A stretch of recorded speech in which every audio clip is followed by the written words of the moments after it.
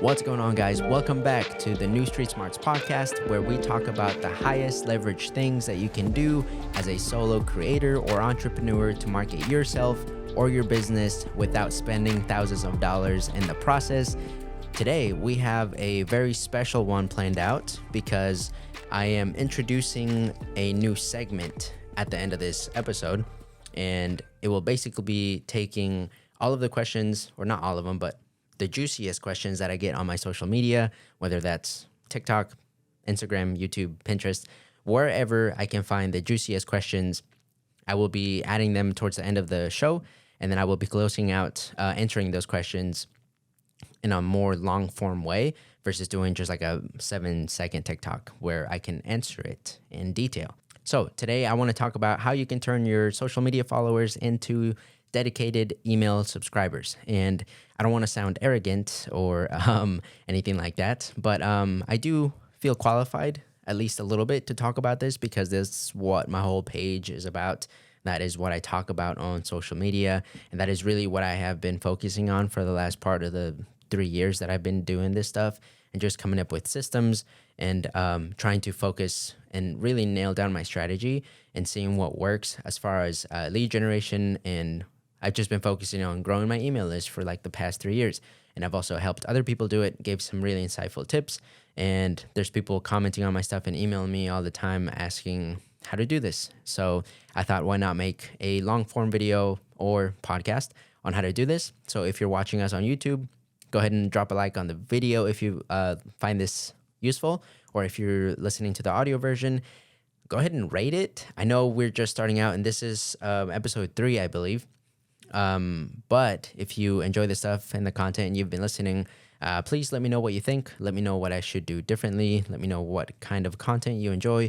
I've covered kind of a wide range of topics within the last 3 episodes. So I'm not sure really what people are enjoying. So if you enjoy a topic over the other, I'm still trying to find my way and to figure out what works and what resonates with people and to figure out what the whole meat of this podcast is going to be. So while I figure that out, I'm just going to be testing different topics and just based on the questions that I get most often. So the first thing I want to talk about in this, how to turn your social media followers into loyal email subscribers and hopefully eventually buyers of whatever product or service you're selling or promoting. So the beginning of this is going to sound like very basic advice that you would get from all these marketing gurus on like YouTube or TikTok. And that is because it works. It's tried in truth. So it's a proven strategy that you can use.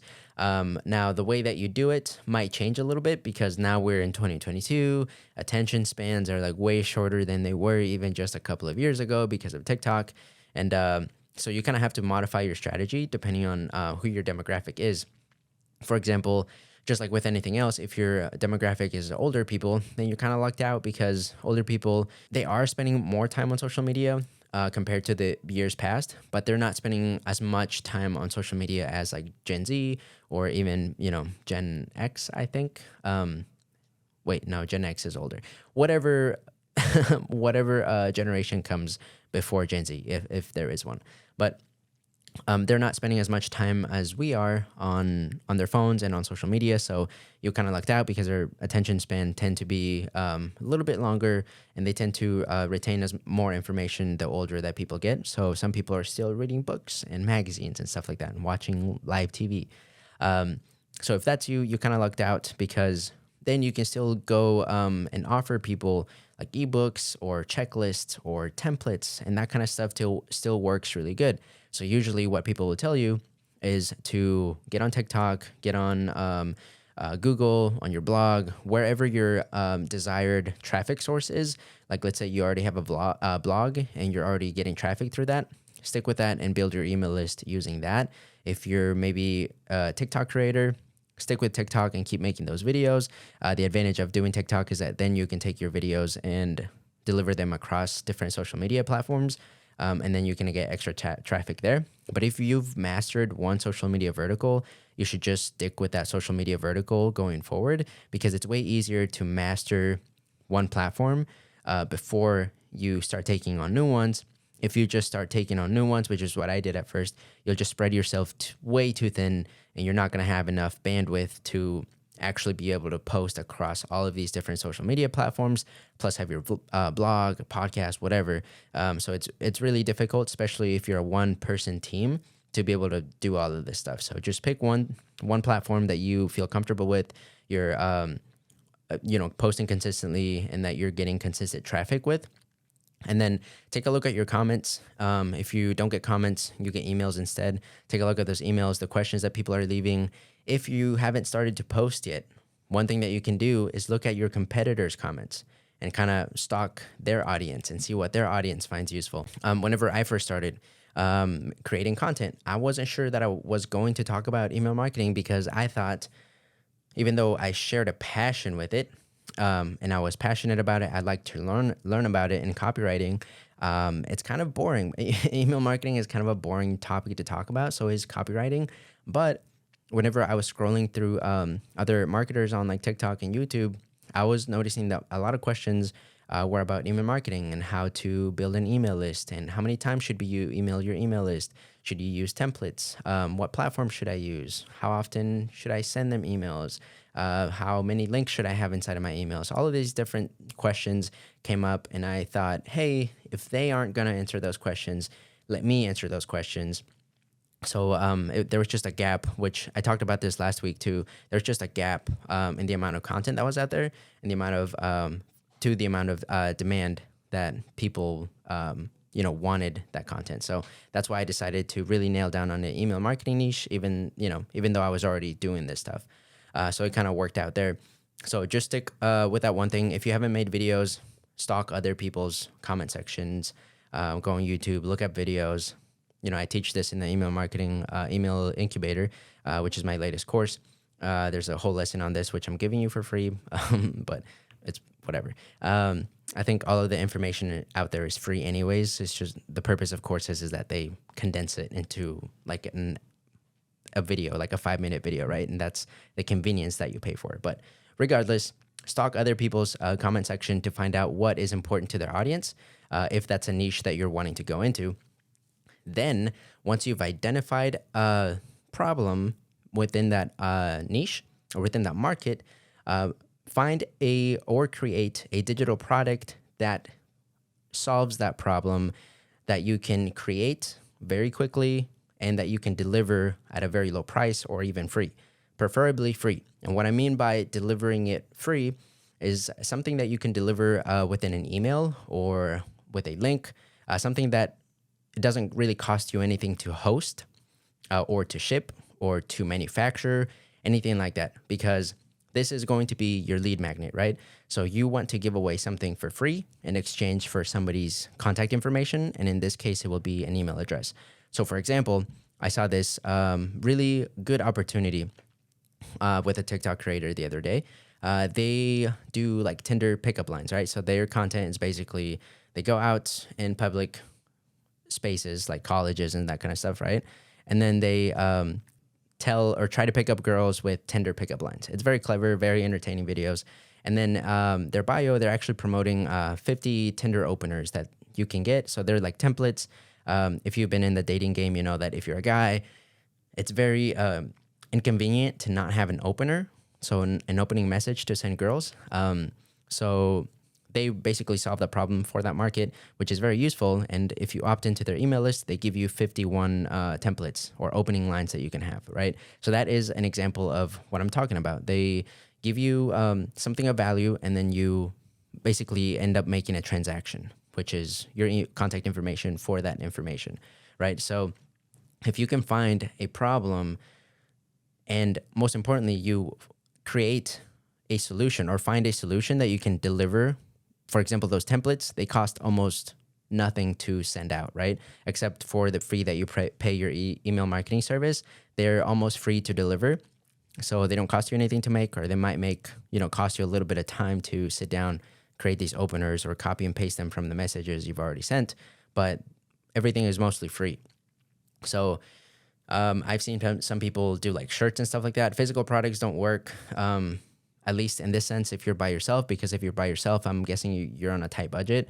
So you don't really have enough budget to be offering like a shirt or a hat to somebody just for them to opt out of your email list right away, right? So physical products don't really work. They cost too much money to ship, to manufacture, all this other stuff. So you want to stick with digital products. What also works is like if that same guy that was offering Tinder tips, if they made a little video lesson, like a live demonstration of them answering their messages on Tinder live, they could do that and offer that as a freebie as well. They could give that away for free as well after somebody opts into their list or gives them their contact information. That would be very useful as well. What I've done in the past.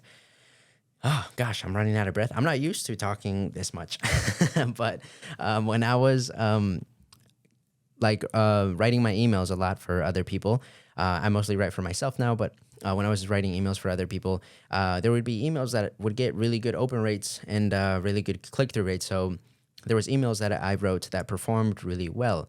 And instead of writing those emails, giving them to the client, and then them sending them out once, I started seeing that I would keep an archive of these emails, and then people that wanted to learn more about like the stuff that I did, I just compiled all of those emails that were performing really good, put them on a PDF, and then sent those and give those away for free to people, obviously blurring out the company's name and all this sensitive info. But that is content that I already had created that was just literally, I like to call it collecting digital dust on my computer. Literally no value for me, right? But for people that were maybe one step behind me, that was super valuable because they could see what type of emails are working, what type of subject lines are getting the most opens, and all that kind of stuff, right? So you would be surprised at how much content you have that you're not using and that you don't see as valuable anymore, that somebody like one step behind you or two steps behind you might pay even like, $50 for $100 for, right? So that is something that you can offer for free. So just start going through the comment section. If you have an audience, ask your audience what they want to see or what they want to get. And then create a product. Spend a day or a week creating a product that you could give away for free, because it will make the world of difference whenever you go to offer it out to the world. And it'll be the difference between, people actually converting and opting in for your email list, or people like seeing your website and then deciding that they don't want it. And this leads me to the next point, which is the conversion aspect of your landing page whenever you do offer your product. So whenever you have your digital product, you want to put it on a landing page where people go and decide if it's worth their email or not.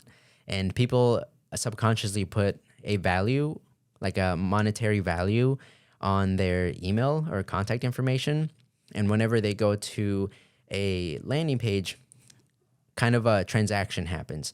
So I always like to use an example of if you go to a store to like buy some jeans, right? You don't buy the jeans if you think that the price that you're paying for those jeans is greater than the jeans themselves or whatever product you're buying. You only end up buying the product if you believe in your heart that that product is worth more than the money that you're going to exchange for it. So what do we need to do as marketers is that we need to make the perceived value of our product be more than the subconscious price tag that our audience is putting on their contact information or their email address, their phone number, whatever you're trying to collect. And somebody that breaks this down really well is Alex Hormozi. I think that's how you pronounce his last name. He has a book called $100 Million Offers, and he has a whole chapter talking about perceived value. And the way that you can increase the perceived value, according to Alex, is that you can start offering bonuses on your landing page. So in this case, since everything is free, I'm not sure if it would have the same effect as if it was a paid product, but you can start adding bonuses, right? So if you opt into my list, you can get a free call with me, or you can get access, or you can get 50% off my first product.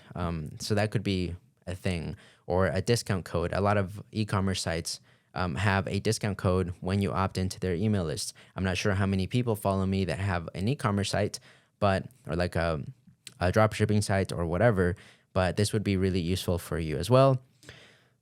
But yeah, so moving on after that, you really just want to make sure that the perceived value of your product is greater than the subconscious price tag that these people are putting on their contact information. Even if you hear nothing else in this podcast, but you take just one single thing away from this, have it be that just have the perceived value of your digital product be greater than the subconscious price tag that people are putting on their contact information. And that is it. We do have more stuff to talk about, which is still gold, but I think that you will get your money's worth or your time's worth for this, watching this or listening to this podcast, just from that advice alone. So the next thing that I wanted to talk about, I had this in my notes here.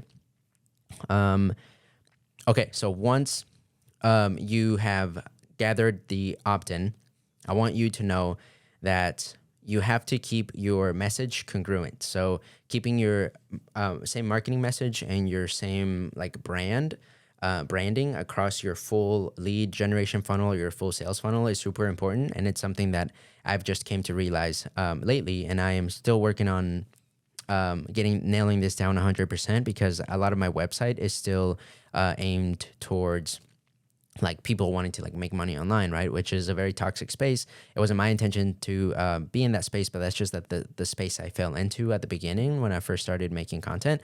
So I'm still like sort of rebranding, I guess, if you will, to try to get out of that. But what this means is that whatever message you're conveying when you're getting people to opt into your email list, that is the same message that you have to keep throughout the whole funnel and throughout your emails that you're sending up, your follow-up, all of your website copy, all of even your videos. It has to be all congruent, or people are just not going to build a relationship with you, and they're not going to think that you're legit, you're authentic. If you are talking a certain way on your videos, but you don't share the same ideology, or maybe somebody else is writing your website copy or your email copy for you, and it just doesn't align the same,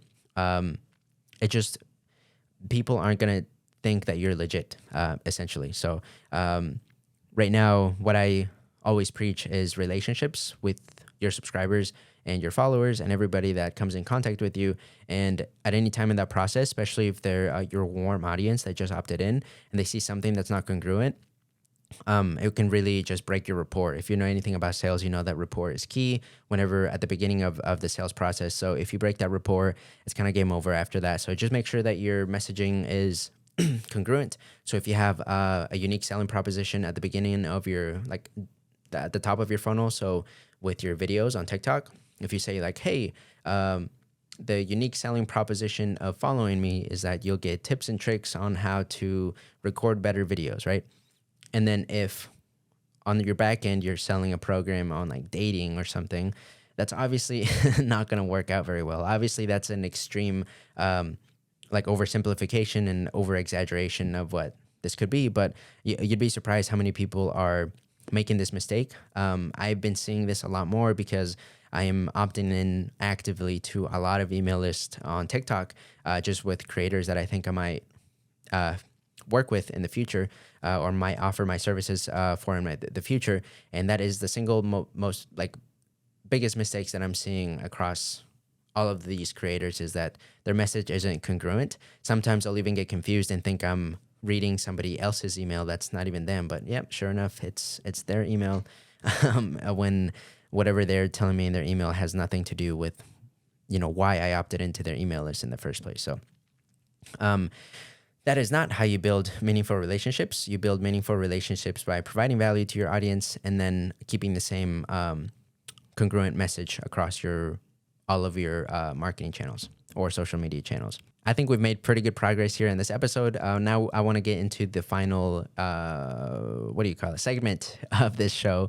And that is where I answer questions that I get on my social media, juicy questions from my social media, that is, and I answer them here in a longer form. So this question comes from TikTok, and the user is mray, and they ask, what business are you working on right now?